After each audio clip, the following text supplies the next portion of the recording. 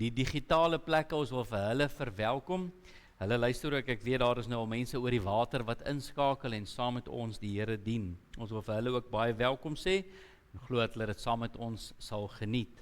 Nou ja vriende, ons is nou by 'n sensitiewe een. Nou hierdie spesifieke geboodskap het ek al menigte male gepreek. En dis nou moeilik om 'n gedeelte te preek wat jy so baie al gepreek het, want jy weet nie watter een jy wil vat nie. Maar ons gelukkig is in die hele boek Kolossense en ons is besig om na die hooftema deur te werk. Maar hierdie enetjie gebruik ek graag by huweliksbevestigings. Nou kan ek maar net gou met die sien van die hande sien. Wie is almal getroud? Net gou kyk, wie is almal getroud? Wie is ongelukkig getroud? En ek gaan nou maar die hand sak, want ek wil nie iemand met alleen sy hand opsteek nie. Maar die huwelik het baie uitdagings, soos meeste van u getroudes weet. En ons sê baie keer vir die mans, dis maar 'n uitdaging, en vir die vrouens, dis 'n fees, nee, dis 'n fees om met 'n lieflike man, nie 'n brombeer nie, maar met 'n man getroud te wees en al die aspekte wat van die huwelik saamgaan. En nou is Paulus half onbekend seker met die huwelik, of Paulus is onbekend want hy preek vir die gemeente, hy skryf vir Kolossense 'n brief en ewe skielik slaan hy oor en hy begin met hierdie gedeelte waar hy sommer met die vrouens praat. En dan praat hy met die mans, en dan praat hy met die kinders. So as ou seker nou 'n tema aan hierdie gedeelte kan vasmaak, dan sal ek seker wou sê huislike orde, of 'n geestelike huis se orde, of die gedrag in die huis van 'n geredde persoon. Nou ja, binne in die huis is dit nie altyd maklik nie. Dis nie altyd so lekker nie, en dit lyk vir my of Paulus sekere dinge van die huwelik verstaan het, en dat hy baie uitdagings gesien het in 'n tipiese huishouding. En hy spreek dit aan, en ons gaan vandag 'n bietjie daarna kyk. So as jy nou gelukkig getroud is, hou jou man se hand vas. As jy nie gelukkig getroud is nie, gee voor en hou in elk geval sy hand vas.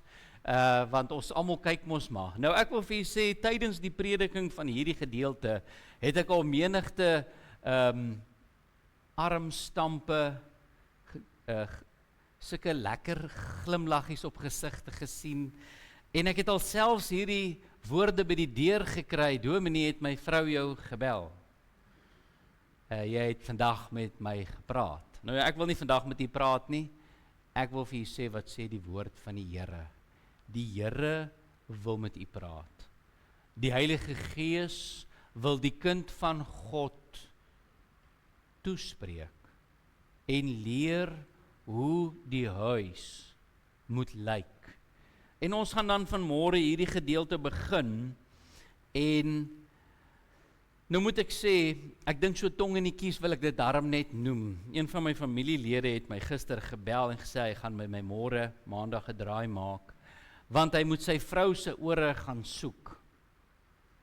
En dit was toe nou vir my baie ideaal gewees om vir hom sterkte toe te wens, want baie mans het al op daai reistog uitgegaan en seker nooit teruggekom nie. Nou genadiglik het sy net oorapparaatjies nodig, maar die ore soek is 'n groot besigheid, wat jy nie sommer net vind alleen nie.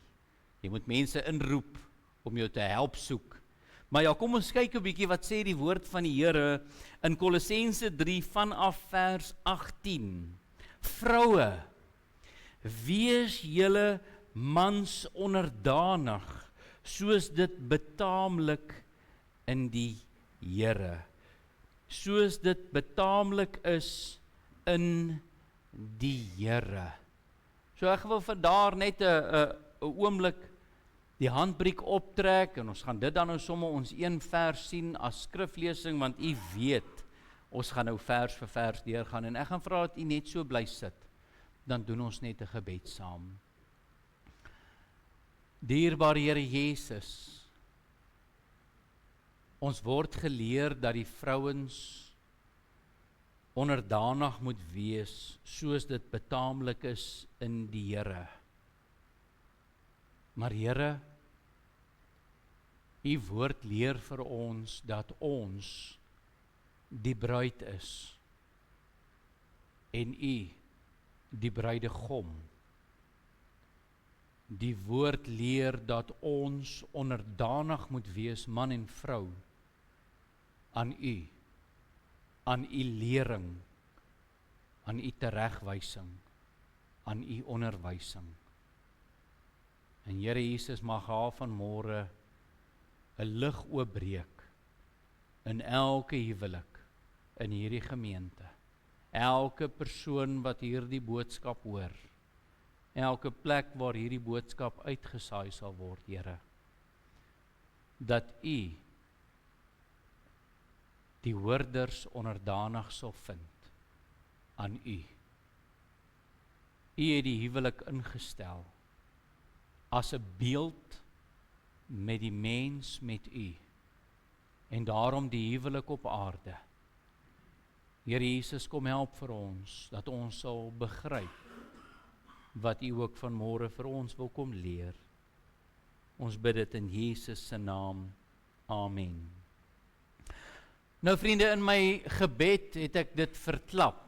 In my gebed het ek daarom gesê dat ek nie nou net met die vrouens in die gemeente wil praat nie, maar ek wil ook met die mans praat, wanneer dit by onderdanigheid kom.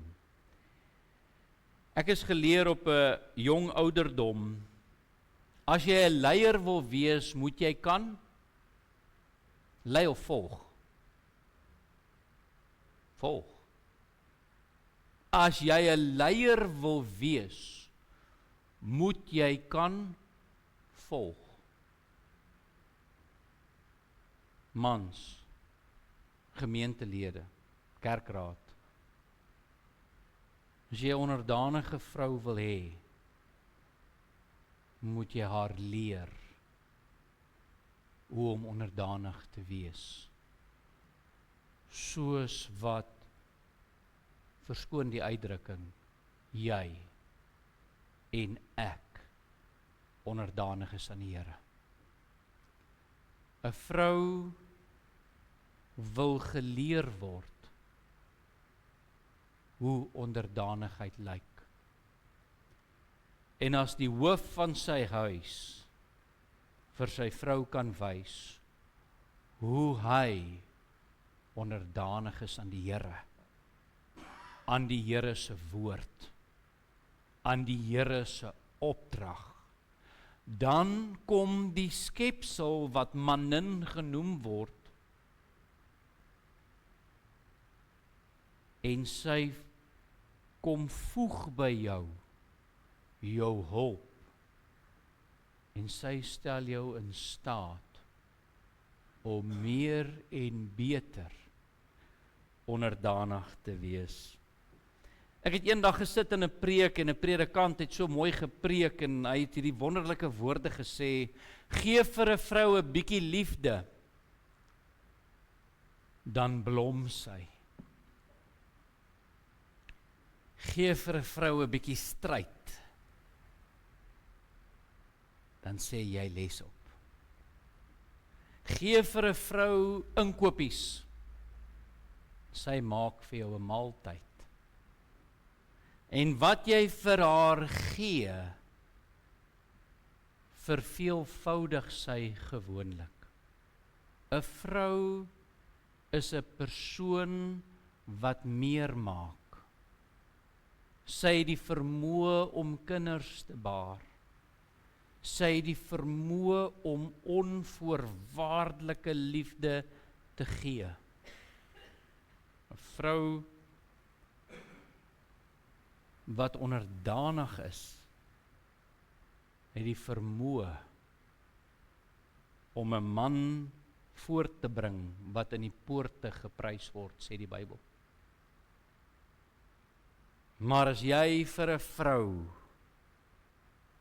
moeilikheid gee, het sy ook die vermoë om dit te vermenigvuldig. Ek hoef nou nie veel uit te brei nie, al die mans wat getroud is, verstaan presies wat ek nou sê. Hulle verstaan presies wat ek bedoel. Maar as ons vandag na die woord toe gaan en die Bybel praat nou spesifiek met die vrou, dan sê hy, wees julle mans onderdanig soos dit betaamlik in die Here is. En ek het vir u goeie nuus, dames. Daai mans is meer fout, omdat hy met die gemeente praat. Maar u moet net die eie man onderdanig wees. Geen ander man nie. Geen. Net die eie man. En u man moet die Here onderdanig wees. So staan ons almal onder gesag. Hoe kry ek dit reg om onderdanig aan iemand te wees met wie jy nie saamstem nie? Hoe kry jy dit reg om onderdanig te wees aan iemand wat moedswillig is? Hoe kry jy dit reg om met iemand te werk? Baie moeilik. En ek sê dit nou en ek gaan dit weer sê en ek het dit al menigte male gesê. Ek sit huweliksmoeilikheid aan die voete van die man. Huweliksprobleme parkeer ek aan die voete van die man. En ek weet dit is sensitief, maar ek wil ook vir u sê, daar is soms mense wat gered en ongered met mekaar trou. Kan u, soos die Engelse sê, 'n conflict of interest sien? 'n verdeling van belange. 'n groot verdeling van belange. Want hoe kan jy onderdanig wees aan iemand as jy nie eens dieselfde God aanbid nie? En daarom kom die Bybel en hy sê eintlik en hy verbied die huwelik tussen 'n geredde en 'n ongeredde. Want dis 'n stryd. En vir baie mense is dit 'n groot, 'n enorme stryd. 'n stryd wat jy nie sonder handskoene kan aanpak nie, inteendeel, 'n stryd met bloed.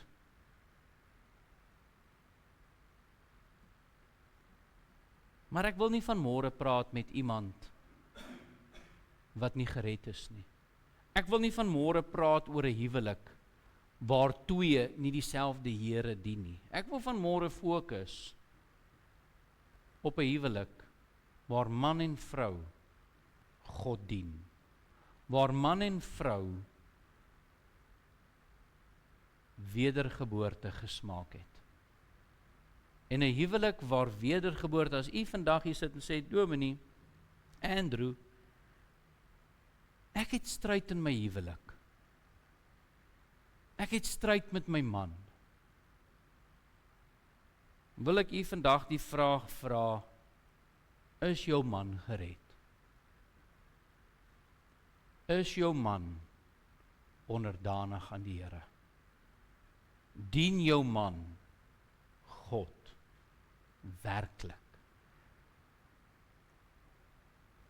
Want dit kan een van die redes wees waarom jy sukkel. Hierdie brief wat Paulus geskryf het, en ek wil dit vandag toepas op geredde mense. Jy sal onthou, Kolossense begin aan die geliefde geheiligdes, die gewedergebore kinders van God, aan julle is hierdie brief geskrywe. As jou man die Here dien, en as jou man die Here eerste stel, dan word dit maklik om hom onderdanig te wees. Want julle belange trek absoluut in dieselfde rigting. Jy sien, al die beraders gee vir jou die driehoek, God bo, man links of regs, vrou regs of links. En die oomblik wanneer jy na God toe trek, trek jy outomaties nader aan mekaar. En die oomblik wanneer jy wegtrek van God af, trek jy weg van jou vrou. Die huwelik is die beeld wat God vir die mens gee. 'n Vrou se gedrag rondom haar man moet besonders wees. Dit moet besonders wees dat ander mense jaloers moet wees op dit. Waar 'n man huis toe gaan en vir homself sê self, ek wil so 'n vrou hê. Ek gaan so 'n man vir my huis wees, dat ek God eerste stel en my vrou dit kan sien. En die manier waarop ek met haar werk, wat het ek al geleer? Die vrou is die swakkere, jy moet haar eer bewys, sodat dit vir haar maklik en aangenaam kan wees om jou te eer. Manne, julle moet julle vroue lief hê. Manne, julle moet jou vroue lief hê en nie teen hulle verbitter word nie. Nou ja, vriende, waarom sal 'n man nou verbitterd word? Wat kan 'n vrou doen dat 'n man verbitterd kan word? Nou, ek gaan so 'n oomblik sit en dan sal ek elkeen van julle 'n geleentheid gee. Ons sal ook môre klaar maak. Dan kom ons op. Dan kom staan ons net elkeen gou, dan deel ons ervarings oor waarom ons verbitter word. Het jy al gesien dat 'n man stilstype kry? Jy al gesien dat 'n man sê ek gaan jou wys? Jy al gesien hoe werk mans met hulle vrouens? Hoe kwaad word hulle? Hoe die son ondergaan en weer opkom en ondergaan en weer opkom en hulle nog steeds kwaad is. Ek wonder wat maak 'n vrou wat vermenigvuldig met al daardie gedrag. Hulle is fenominale sommemakers. Hulle kan onthou jare gelede, nog toe hulle uitgegaan het, bring hulle daai insidente terug. Vermenigvuldigers van menigte dinge. Waaroor kan 'n man nou verbitter word? Vir die eenvoudige feit dat baie mans hulle vrouens probeer verstaan. Dis 'n enorme fout. En die fout lê nie by die vrou nie. Jy sien, vriende, dit is nie eers snaaks nie. Maar hulle verstaan hulle self nie eers nie. En nou probeer jy ontleed waarom sy so gemaak het. En waarom sy optree soos 'n meer vermenigvuldiger.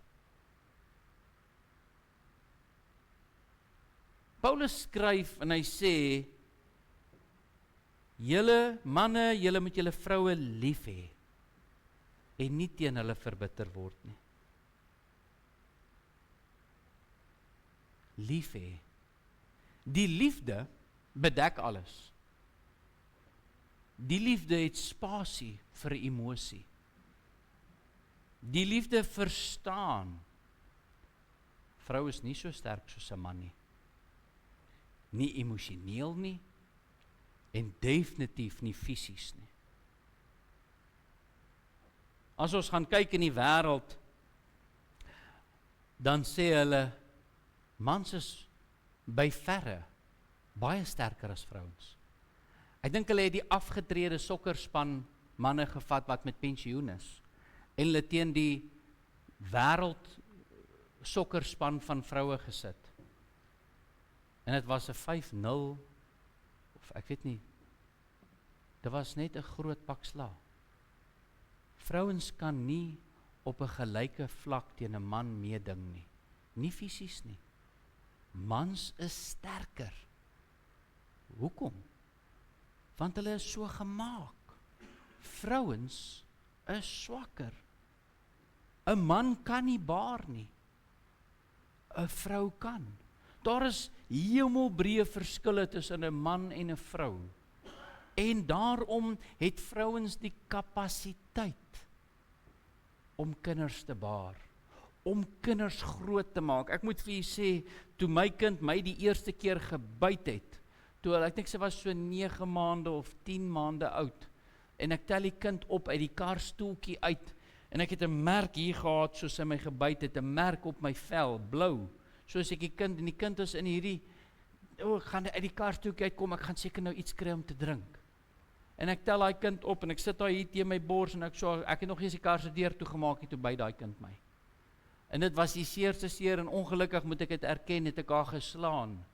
vir die seer, want ek het gedink, as sy tande gehad het, het dit gebloei. En my vrou sê, sy maak partykeer so. Sy is honger. Maar ons het nie die kapasiteit. Ek het nog nooit gesien dat my vrou kwaad word, of 'n vrou kwaad word, want die kind het nou ietsie gedoen nie. Hulle absorbeer dit. 'n Vrou is gemaak om te absorbeer, en liefde te gee. 'n Man, nie so seer nie. Ons probeer hard, maar ons val. Daarom het die Here vir ons wat gemaak, sê die Bybel. 'n hulp wat by ons pas, 'n hulp wat ons bystaan in ons swakhede, en ons moet hulle bystaan in hulle swakhede. Nie vertrap nie, nie verskree nie, nie verbitterd raak teenoor hulle nie, want hulle is nie so robust, en so eng, en so reguit op die punt af nie, maar hulle is bietjie meer vry.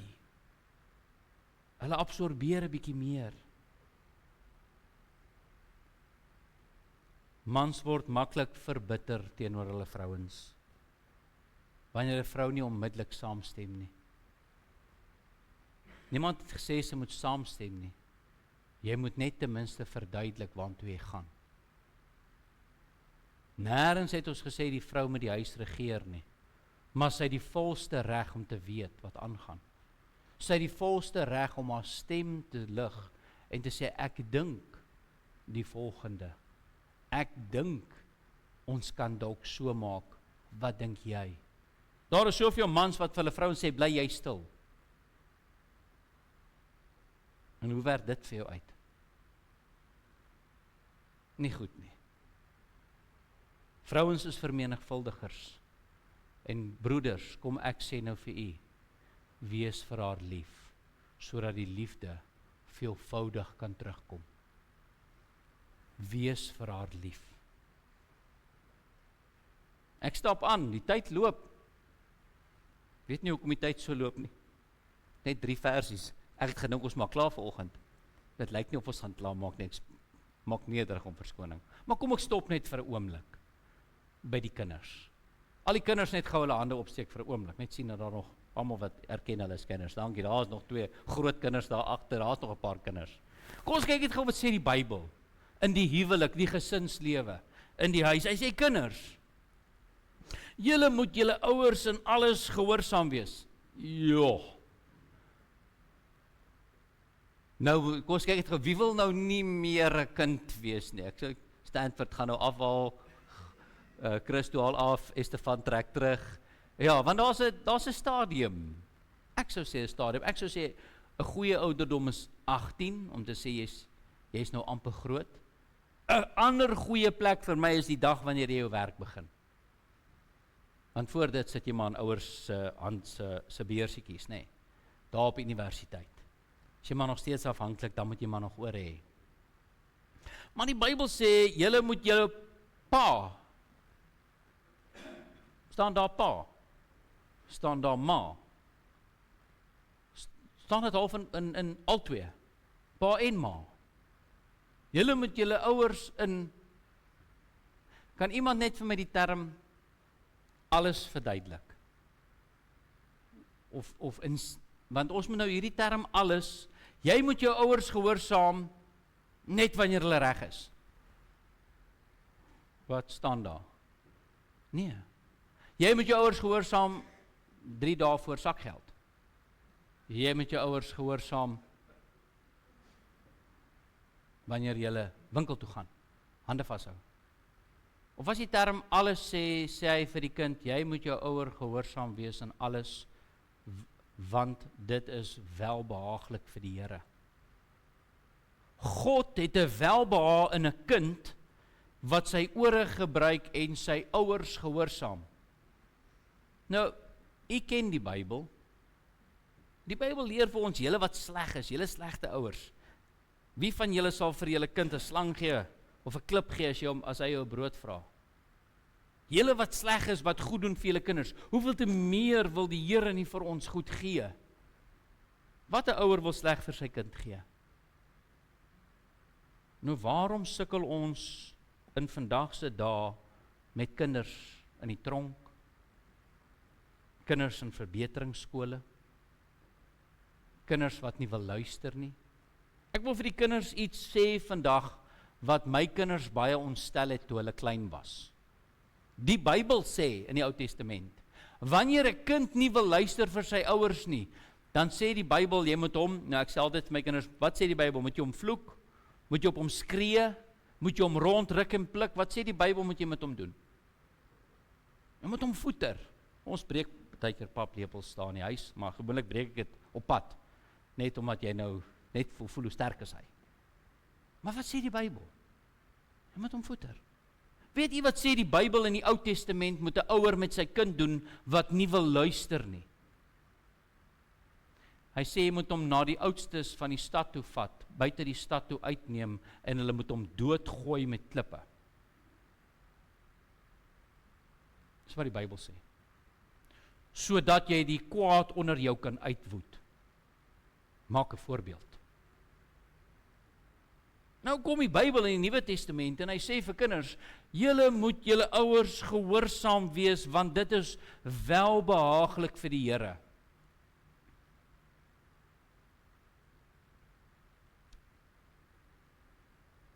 Is jou kinders gehoorsaam? Maak jy dit vir jou kinders moontlik om gehoorsaam te wees? Skep jy 'n atmosfeer waarin jou kinders welbehaaglik voor God kan optree?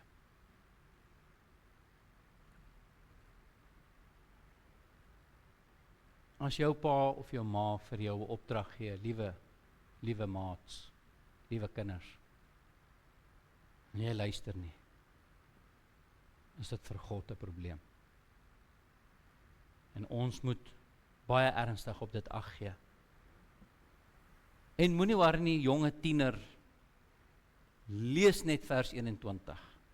Vaders, nou ek weet nie of u die vroulike vorm van vaders al gesien het nie. Wat is die vroulike vorm van vaders? Daar is nie een nie. Net so vir interessantheid. Daar is nie 'n vroulike vorm van vaders nie, dis mans. Voorheen was dit ouers. Paas, moenie julle kinders sterg nie, sodat hulle nie moedeloos word nie. Moenie dit vir jou kind moeilik maak nie. Moenie moedswillig wees nie. Moenie hulle uittart, omdat hulle nie kan terugslaan nie. Moenie sake aanblaas, wat onnodig is nie, want jy wil wys wie is die baas in jou huis. Ek het vanmôre gesê, ons kan kyk na die gedrag van 'n Christelike huis. Hoe dit lyk in 'n Christelike huis. En dis nie 'n diktator of 'n tiran wat aan die hoof van sy huis staan nie. Dis 'n godsvreesende, onderdanige man aan God, wat 'n hulp het wat by hom pas, vir wie die man lief is, teen wie die man nie verbitterd word nie, want ons hoef nie alles te verstaan nie, en alles in hierdie lewe, dierbare mans, kan nie uitgepraat word nie. Soms is 'n drukkie genoeg vir vrede. Ek gaan so 'n klein bietjie voortdruk, want ek wil tog die volgende op u, en die van u wat 'n werk het, die van u wat skool toe gaan, die van u wat verantwoordelik is teenoor iemand anders, nie jou man of jou vrou nie. Kom die Bybel en spreek toe die gedrag. Diensknegte, julle moet julle Here na die vlees en alles gehoorsaam wees, nie met oediens soos mensebehaers nie, maar in eenvoudigheid van hart, omdat julle God vrees. Ek dink dis voor die hand liggend. En wat julle ook al doen, doen dit van harte soos vir die Here en nie vir mense nie. Nou as jy nou kleintjies was, ek weet jy's nie kleintjies nie, dan sou ek gesê het as juffrou môre by die skool vra, sal jy die prentjie inkleer na die beste van jou vermoë, dan kan jy ander woorde gebruik het, kleer die prentjie in, asof jy hom vir Jesus inkleer. En as jy werk verrig, doen dit asof vir die Here. As ons take begin volvoer, uitvoer asof vir God, sal ons samelewing nie 'n fees wees nie.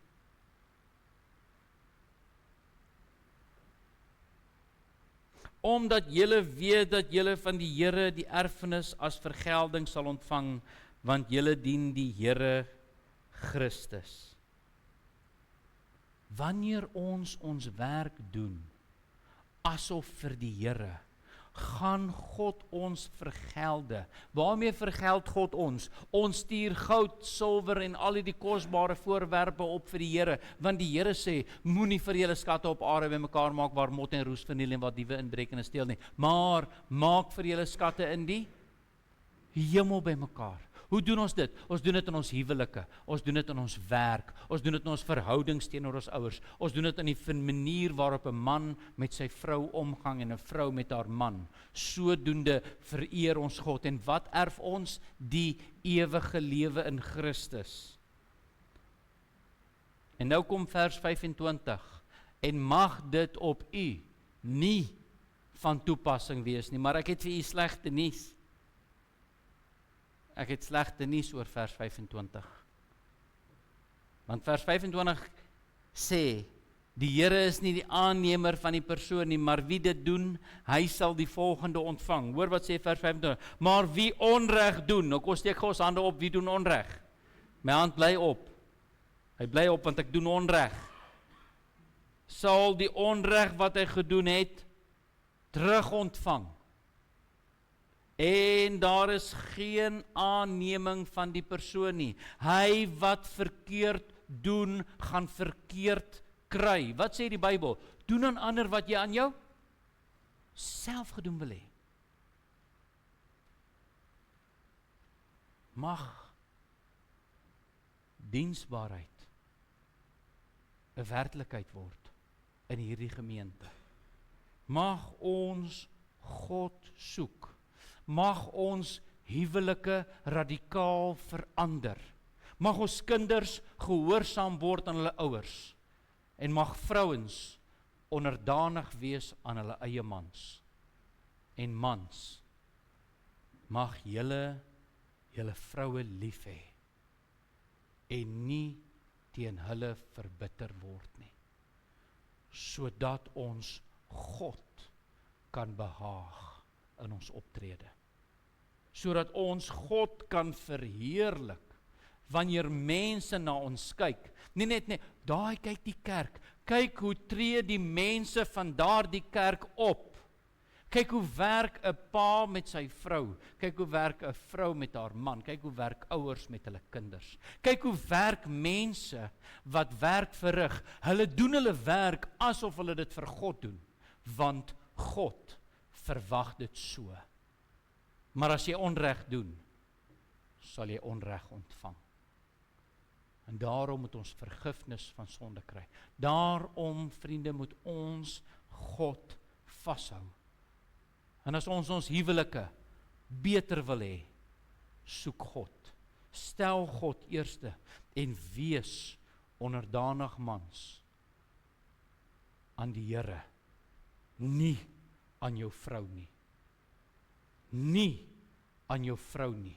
Die man is die hoof van die huis. Daarom moet die man leiding neem. Die man bring sy vrou kerk toe.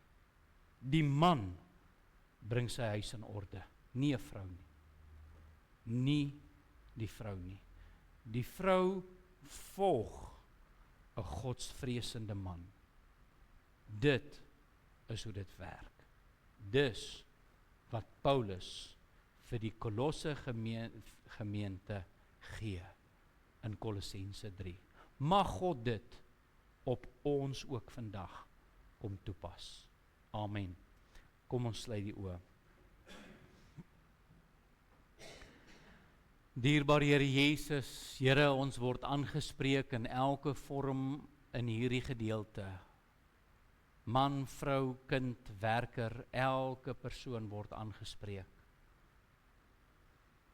Here Jesus, ek wil kom vra dat U Heilige Gees wat uitgestort is op hierdie planeet, by elkeen van ons sal kom stilstaan vanmôre.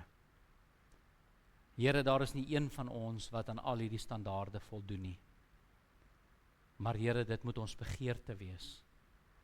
En ek wil kom bid, en ek wil vra dat deur die Heilige Gees U die mans in hierdie kerk in staat sal stel, om hulle vroue lief te hê. Dat U die mans in hierdie kerk in staat sal stel om nie verbitter te word teenoor hulle vrouens nie. En Here God, ek wil vra dat U die vrouens in hierdie gemeente in staat sal stel om onderdanig te wees aan hulle eie mans. En die kinders onderdanig sal wees aan hulle ouers. En dat die vaders nie hulle kinders sal terg nie. Here God, ons het U nodig. Ons het U nodig in hierdie kerk, ons het U nodig in hierdie land. Ons het nodig dat die wêreld radikaal kan verander, onder die oortuiging van sonde kan kom. Maar Here, as dit nie in ons eie kerk kan uitspeel nie, as dit nie in ons eie huwelike, in ons eie huisgesinne kan uitspeel nie, Here, hoe moet ons dit uitleef vir ander? En daarom bid ons om die instaatstelling van die Heilige Gees, dat ons die woord van God in ons harte kan bære. Here, dat ons die dinge sal bedink van daarbo en nie hieronder nie. En dat ons U sal verheerlik met ons optrede. Ons bid dit in Jesus se heilige naam. Amen.